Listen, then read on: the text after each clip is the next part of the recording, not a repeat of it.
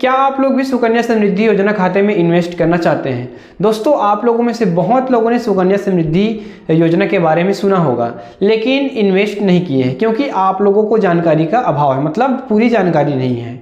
तो आज आप लोगों को मैं सुकन्या समृद्धि योजना के बारे में पूरी जानकारी विस्तार से बताऊंगा और एकदम साधारण से शब्दों में बताऊंगा।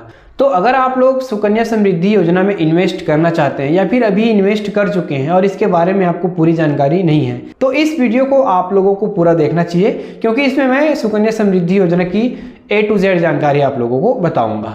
तो चलिए सुकन्या समृद्धि योजना के बारे में विस्तार से देखते हैं। इस वीडियो पर आप लोगों को मैं सुकन्या समृद्धि योजना खाते से संबंधित पूरी जानकारी बताऊंगा, जिसमें सबसे पहले आपको खाता कैसे खोलना है, सुकन्या समृद्धि योजना है क्या, इसके लाभ कौन कौन ले सकता है, इसमें इन्वेस्ट कितना करना रहता है, इसमें इन्वेस्ट करने पर क्या बीच में पैसे को निकाल सकते हैं, या फिर इन्वेस्टमेंट का जो क्राइटेरिया है वो पूरा हो जाने के बाद इसका पैसा है वो कब तक हमें मिल सकता है, और इसके क्या क्या लाभ है और क्या क्या नुकसान है। तो चलिए सुकन्या समृद्धि योजना के बारे में पूरी जानकारी विस्तार से देखते हैं। वीडियो में आगे बढ़ने से पहले प्लीज हमारे चैनल को एक बार सब्सक्राइब कर दीजिएगा एंड वीडियो को लाइक भी कर दीजिएगा। दोस्तों, सुकन्या समृद्धि योजना गवर्नमेंट सरकार की स्कीम है और जिसका निगरानी RBI के द्वारा किया जाता है। ये नहीं कि सरकार बना दिया तो दूसरा सरकार आ जाएगा तो हमारा जो पैसा है वो डूब जाएगा, ऐसा कुछ नहीं है। ये सरकार इसको बना दिया है और इसकी जो देख रेख करता है वो RBI के द्वारा किया जाता है। तो इसमें जो पैसा आप इन्वेस्ट करोगे वो बिल्कुल ही सुरक्षित है और बहुत ही बढ़िया इन्वेस्टमेंट है। तो ये जो स्कीम है वो पूर्ण रूप से गवर्नमेंट की स्कीम है, इसमें किसी भी प्रकार का पैसा डूबने का या फिर लॉस होने का कोई डर नहीं है। सुकन्या समृद्धि योजना में आप अपने बेटी के नाम से ही इस योजना में इन्वेस्ट कर सकते हैं। आप अपने नाम से इसमें इन्वेस्ट नहीं कर सकते, आप सिर्फ उसके सहयोगी रहेंगे। जब आपकी बिटिया की उम्र 18 वर्ष हो जाएगी तो सारा जो पैसा का जो अधिकार है वो आपके बेटी को मिल जाएगा। यह योजना सिर्फ लड़कियों के लिए है। अगर आपकी बेटी, आपकी भतीजी या फिर आपकी नतनी कोई भी हो जिसकी उम्र 0 से लेकर 10 साल तक की है, 10 साल से एक दिन भी अधिक हुआ तो आप इसमें इन्वेस्ट नहीं कर सकते हो। तो 0 से लेकर के 10 साल तक या फिर 10 साल से कम तक अगर उसकी उम्र है तब आप इस योजना में इन्वेस्ट कर सकते हो, अपनी बेटी के नाम से खाता खुलवा सकते हो। इस योजना में आप अपने अधिकतम 2 बेटियों के नाम से खाता खुलवा सकते हो।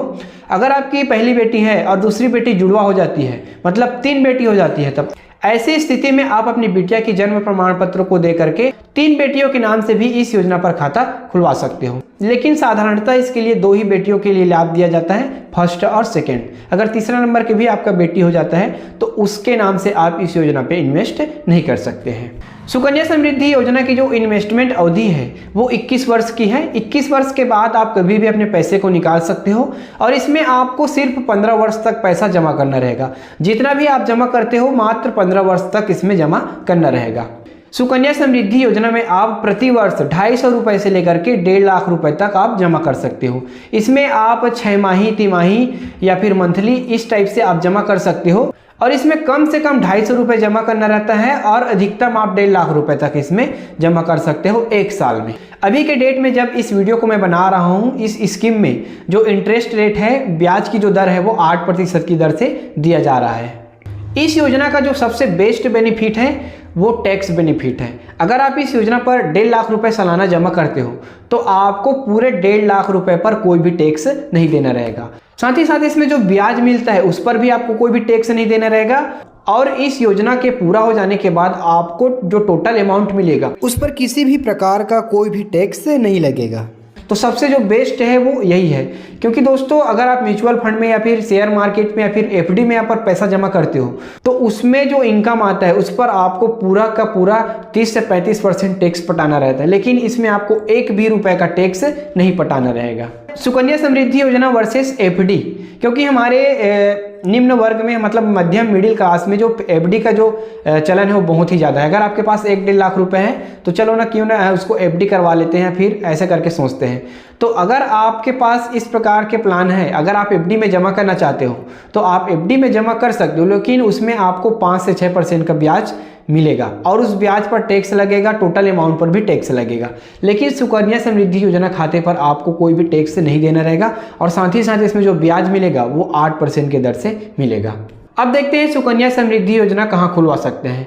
तो इसके लिए आपको कोई भी बैंक आप जा सकते हो, आप प्राइवेट बैंक जा सकते हो और फिर सरकारी बैंक जा सकते हो, या फिर आप पोस्ट ऑफिस भी जा सकते हो।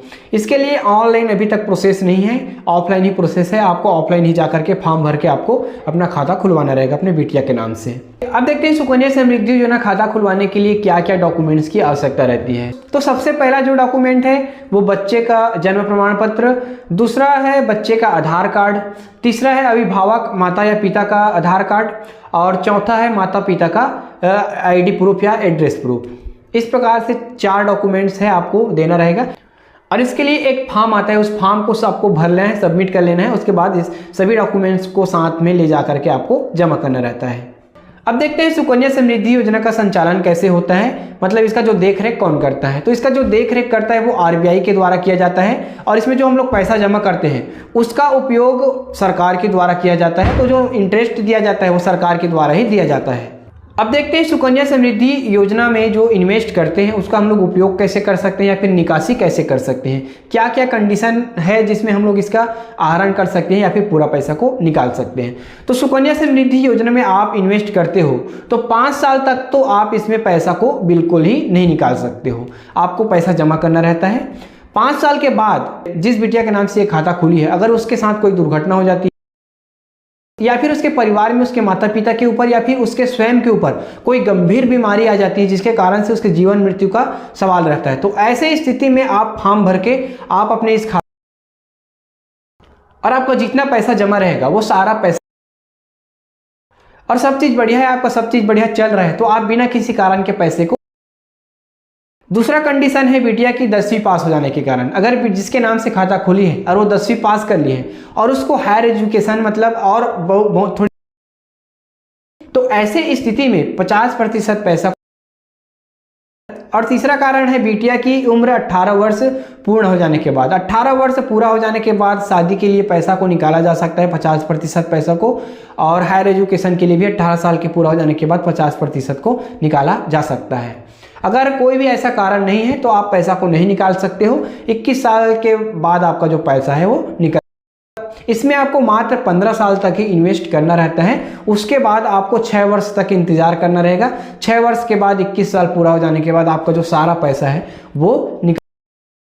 सुकन्या समृद्धि योजना में 2 एक ऐसे नेगेटिव पॉइंट्स हैं जिसको, इसमें जो सबसे पहला नेगेटिव पॉइंट है, बिटिया की 18 वर्ष पूरा हो जाने के बाद जो पैसा का जो सारा अधिकार है वो बिटिया को चला जाता है। मतलब वो चाहे तो सारा पैसा को निकाल सकती है, चाहे उसका उपयोग कर सकती है, मतलब अभिभावक का इस पर कोई हस्तक्षेप नहीं रहता है, तो सारा अधिकार है वो लड़की के नाम। और दूसरा नेगेटिव पॉइंट है ब्याज दर का। अगर सरकार किसी भी कारण से घाटे पर चले जाती है तो इसमें जो ब्याज दर है वो थोड़ा कम हो जाता है। तो अगर अभी आपको 8% का ब्याज दे रहा है, लेकिन भविष्य में जाकर के अगर सरकार को किसी प्रकार की कोई घाटा हो जाती है तो उसमें ब्याज दर को थोड़ा बहुत कम कर सकता है। तो इस प्रकार से इसमें घाटा है। जो ब्याज दर है वो फिक्स नहीं है, वो कम भी हो सकता है और ज़्यादा भी हो सकता है।